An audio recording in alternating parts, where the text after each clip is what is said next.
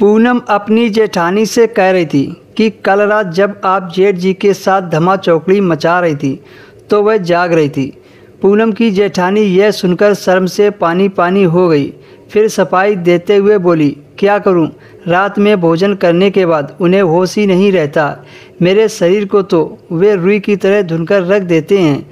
उस समय उनके शरीर में बिजली जैसी फुर्ती और घोड़े जैसी ताकत आ जाती है। घंटों छोड़ते ही नहीं है। मैं तो बेदम हो जाती हूँ और अगले दिन घर का काम निपटाने में भी मुश्किल हो जाती है।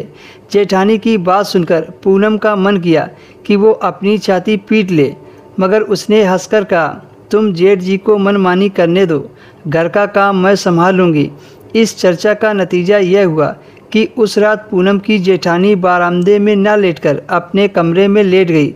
रात में जब उसके जेठ ने अपनी पत्नी से कहा, वहाँ क्यों गर्मी में सड़ रही हो, यहाँ बाहर ठंडी हवा में क्यों नहीं लेटती? जेठानी ने कहा, आज मैं कमरे में ही लेटूंगी, तुम्हें वहाँ लेटना हो तो लेटो। पूनम अपने कमरे में लेटकर उन दोनों की बातचीत सुन रही थी। पूनम का पति पूनम को कुछ क्षणों में अपनी मर्दानगी दिखाकर हाँफता हुआ एक तरफ को लुढ़क गया और जल्द ही गहरी नींद में सो गया। मगर पूनम को आधी रात तक नींद नहीं आई। इसी बीच वह अपने कमरे से बाहर निकली। बारामदे में उसके जेठ खर्राटे भर रहे थे। बाथरूम से जब वह वापस लौटी तो जेठ की चारपाई के पास आकर उसके पैर में भिड़ गई। उसने एक पल रुककर पूरे घर का जायजा लिया तो देखा घोर सन्नाटा पसरा हुआ था। उसको यकीन हो गया कि सभी लोग गहरी नींद में सो रहे हैं। वह हिम्मत करके अपने जेठ की चारपाई पर उससे चिपककर लेट गई।